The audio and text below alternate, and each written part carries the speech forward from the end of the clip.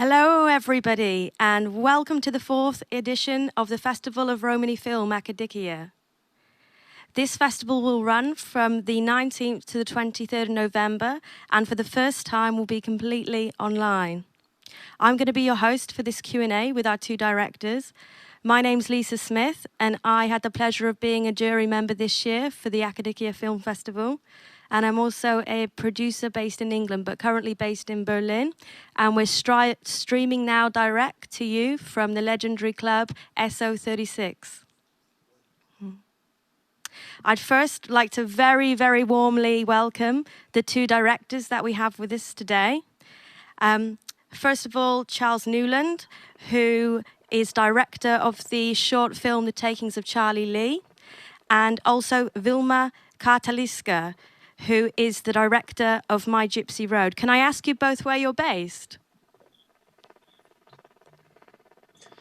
Yep, I'm based in Nottingham in the UK.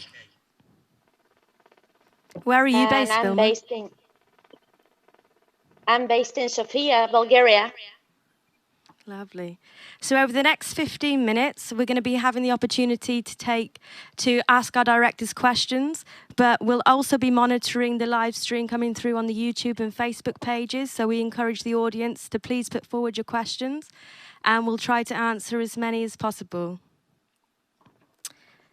So I also actually want to take this opportunity to mention that we will be doing our jury awards on Monday, and we have the opportunity to present awards for the best feature and best short, but we also have the Audience Choice Award.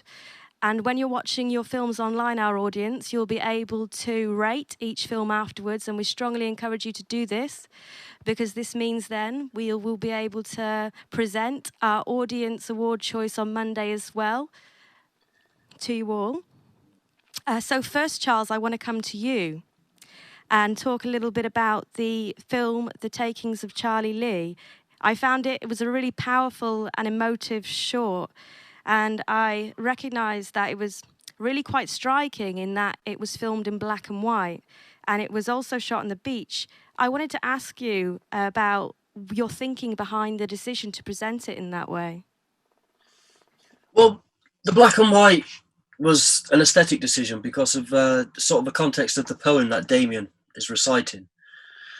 He's talking about a time that doesn't really sort of exist anymore with travellers, and it's a heartfelt performance of it. And I thought just the stark black and white against the sea, it just added that extra sort of air to it that I think really suited the actual piece and the film itself. It was basically an aesthetic decision, sort of to create the mood, to reflect the words that Damian was saying. Mm-hmm. It was really powerful. And it also, obviously, you just touched on that, but it touched on the kind of historic anti-Gypsyism that existed, and I suppose exists still in some way, about life on the road for Romany-Gypsies in a UK context. And I wanted to ask you about, did that influence your motivations for taking part in this project and directing it? Yeah, absolutely, because the words of the poem are talking about a time that doesn't exist anymore. And a lot of people tend to look at those times of sort of gypsies and travellers in Great Britain through rose-tinted lenses. That there's a nostalgia to it, but it was also a terribly hard time for the people living that way. They were living cold on the side of a road.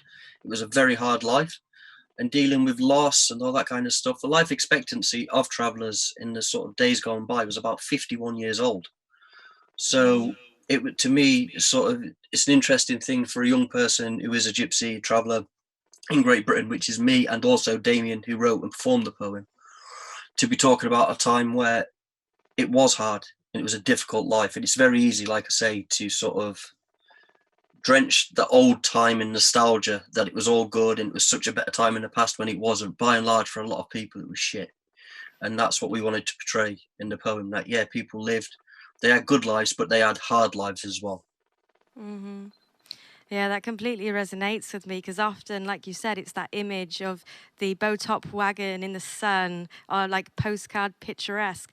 But this film really highlights what that brutal reality actually was. Yeah. And it really comes across.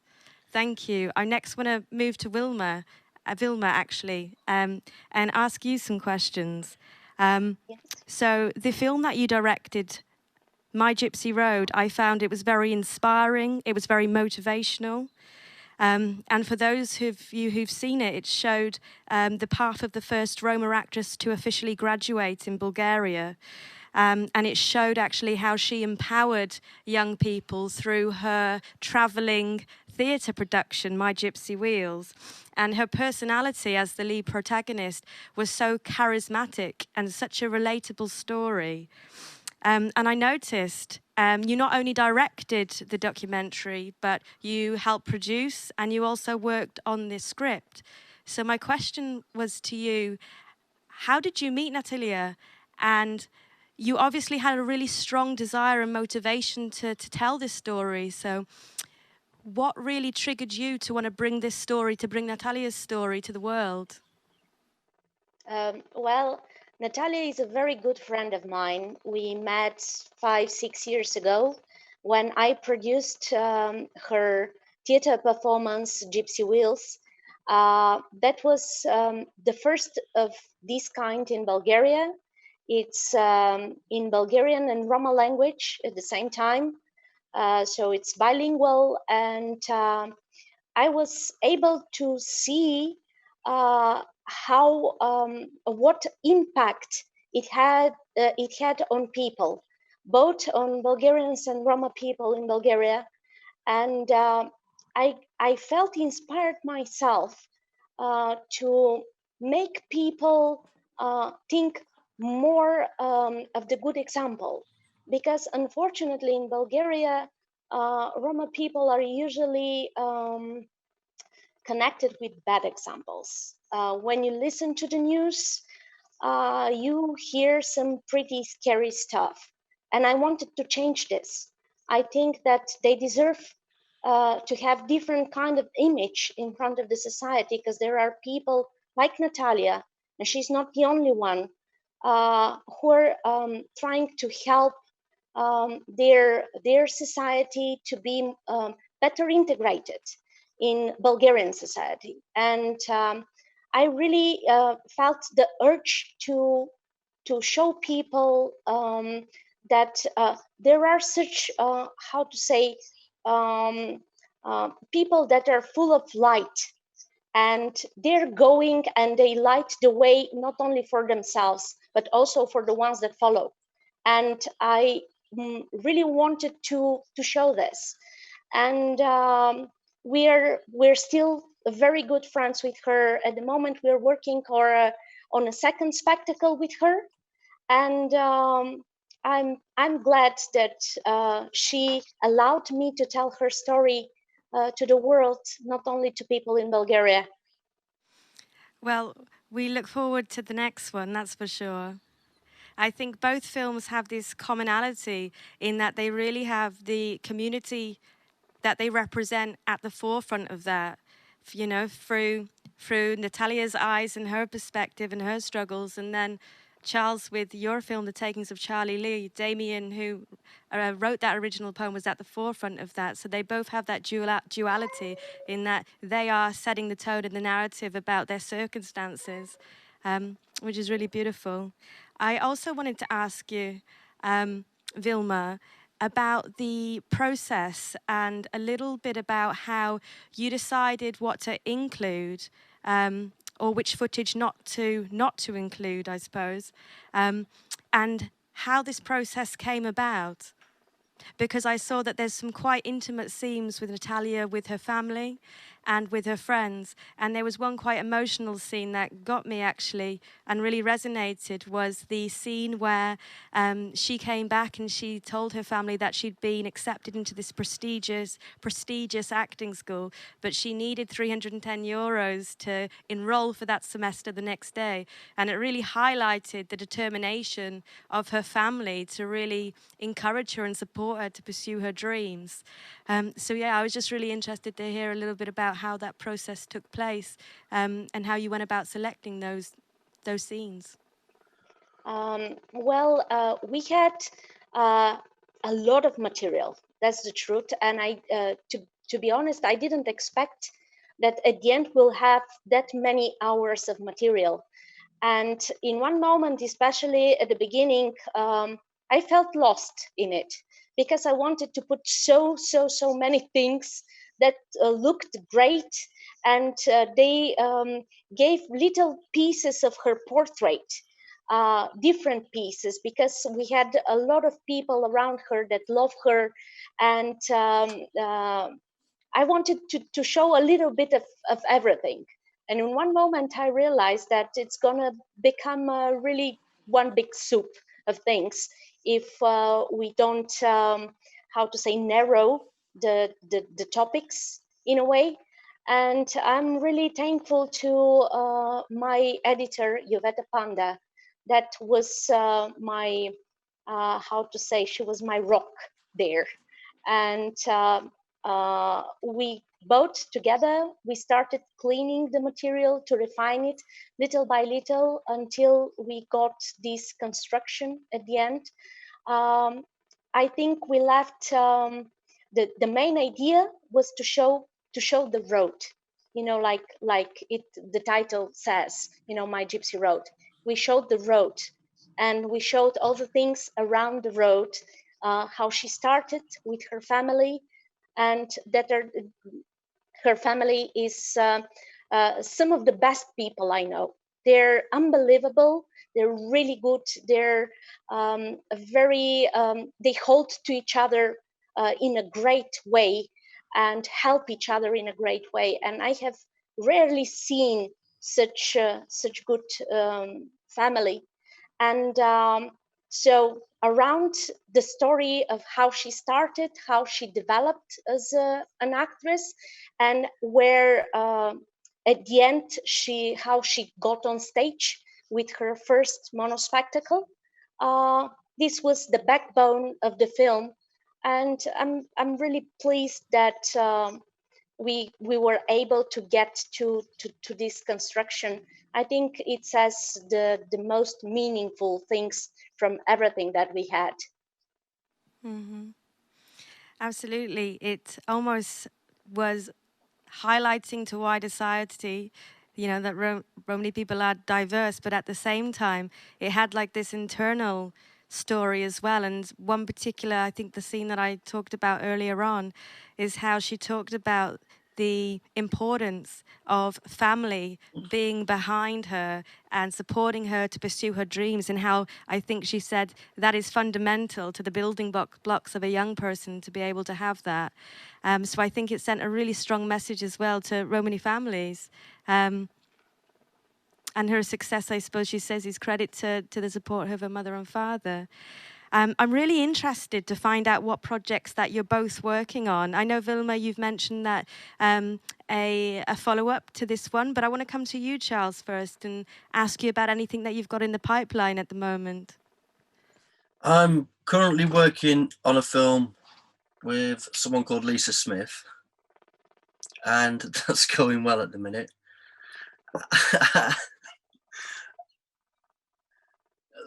Working at Traveller's Times. Yeah, she's okay to work with, so that's going good. And then outside of that, I've just finished a large project with an organisation in Brighton called FFT, and we've released 25 short films this year, interviewing people all over Britain about activism. So yeah, so outside of that, no, there's not. Just apart from the project I'm working on with you, that should take us up to Christmas, and then start planning again after that. Would you like to say a couple of words about that? about the project we're working on. For the audience? Say that again. Yeah, I mean, if you'd like to talk about it. Yeah, me and Lisa in the capacity as a producer and I as a director, are currently making a film about female representation within the media for gypsies and travellers. And we've spoken to people who are based in LA, in the UK, all over the world basically, and hopefully we are looking at a release for December time? December 14th, Yeah, I think. but December 14th. So keep your eyes open for that one. And I'm not going to tell anybody else anything else because I'll spoil it. So. All right, thanks, Charles. And Vilma, then, what about you? At the moment, I'm in post-production of a film called Angela, and it's about a girl that has quite severe form of paralysis, but still she insists on working in theater. She's dancing, she's writing books and love poetry, and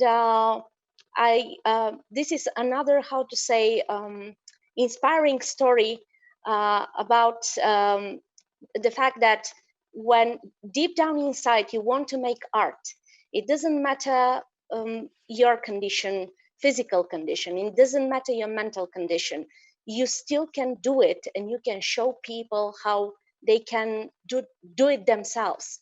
I was pretty disappointed from my generation in a lot of ways, because a lot of people working in the field of art from my generation just decided to quit. And I wanted to show them what it's like when you don't quit, when you keep on fighting. And it's going to be a hybrid animation with documentary. So we're keeping our fingers crossed, everything to work for the best. Well, I look forward to hearing more about it and hopefully watching it very soon. Thank you. Next wanted to come to you, Charles, and ask you a little bit about your background as a Romany filmmaker who's been making films for a while now. I'm interested to hear a little bit about how you came into this. I initially started when I was 19 as a photographer, taking photographs of bands who were big in Britain at the time. And from there, it was just, I was always interested in making films, but didn't really know how to do it. And then one day I just got a camera and thought, I'm going to try it. And that was 12, 13 years ago now. So from there, it just went from making my own short films, getting them seen by people liking them, and then continue making them. And for the past 4 years, I've been making films on and off with Traveller's Times, which 2 of those films have screened at Ake Dikhea over the past 2 years. So yeah, that brings us up to date with how we're going with the films. Thank you. And what about you, Vilma? How did you become on this path? I started maybe 8 years ago with a film that was pretty ambitious. And looking back now, I think if I knew what I would go through, I would never do it. It was pretty big thing, 25 minutes long fiction film with Bulgarians and Finnish people, and it was one big Balkan mess. But it had a lot of success, and a lot of people liked it, and that's how I decided, to keep on working in the field. And with My Gypsy Road, this is my first documentary, so I hope that I can develop in both type of cinema, if I can say this. Mm-hmm. And the final question that I wanted to ask you both is, how has your film been received? How have the audience felt about it? Vilma, I'd like to ask you first, how have the Bulgarian community received it, and the Romany community in Bulgaria, but also, of course, Natalia and her family? For now, the film's been doing pretty well. Outside of Bulgaria and inside of Bulgaria, A lot of people saw it, and it got a lot of awards, which means that it touches people, and it is able to send the message. Bulgarians cry a lot. Roma people in Bulgaria also cry a lot. They laugh and they cry, and I think that this was the idea, you know, to say some pretty serious stuff, but through the smile. And I think that through these reactions, I get it that they understood exactly that we're talking about serious stuff, but with a big sense of humor, because Natalia is such kind of person. She's everything. She's a bouquet of emotions, and I think the fact that the audience got this and has its own bouquet of emotions means that they understand the message. And yeah, so it's pretty well accepted by now. And I think it changes. A lot of people has come at the end of the projection just saying, you know, thank you for this. You know, we see the things now in completely different perspective, which was the main idea. Mm-hmm. Thank you. I feel like it's so important to highlight these narratives. And Charles, I'd like to ask you, how is the takings of Charlie Lee been received? A lot of everybody who's seen it's really liked the film. I think one of the things that's resonated with a lot of people is sort of a young person from their community speaking about something from the past, but like I said before, not speaking about it in nostalgic terms. Especially older people who have seen it, they've appreciated the fact that there's a truthfulness to it. And I think a lot of that, a lot of the sort of the truth about that kind of thing, especially talking about the past, is hard come by now, especially in films made in Great Britain about gypsies and travellers. They sort of created a narrative where they're talking about something that didn't actually exist, as opposed to people talking about the hardships of the times. So yeah, but people really liked it, and I hope people liked it tonight. Mm-hmm. I think it really touched upon an important piece of history, and a piece of history in British history that's rarely talked about. So to have these stories and for them to be projected into the world this way in an authentic way, I think is so important, especially for the younger generation like you talk about, because there is this tendency to see the old days, like you said, through these rose-tinted glasses, but to have the reality so raw as well. Really just highlights the situation. But also I feel like more recently as well, in particularly with legislation that's coming out in Britain at the moment to criminalise trespass, a clampdown by the government on nomadicism, it seems this story was particularly relevant for this time. Oh, absolutely. That's definitely played into it as well. The rise of Priti Patel in Great Britain really forcing through legislation to basically make it illegal to move around as a gypsy or traveller in Great Britain. You know, we've got some hard times coming ahead. And, you know, I feel films like what you've just screened and what I've just made can sort of add a point to that, you know, so. Absolutely. I'd really like to thank you both for joining us tonight. It's been an absolute pleasure to hear more about your work, about future projects and your passions. So thank you so much. I'd like to give you both a round of applause. Thank you for joining us.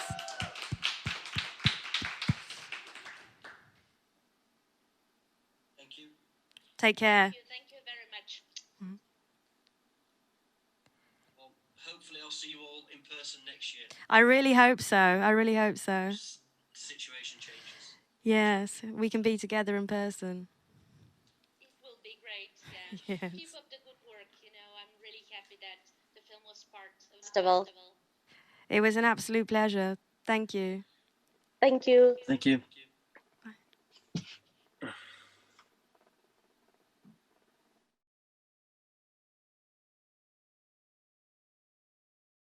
For this Q&A, we'll also be having more Q&As throughout the week. Throughout this week, there'll be lots of interesting discussions with filmmakers. So we look forward to seeing you all tomorrow. Take care.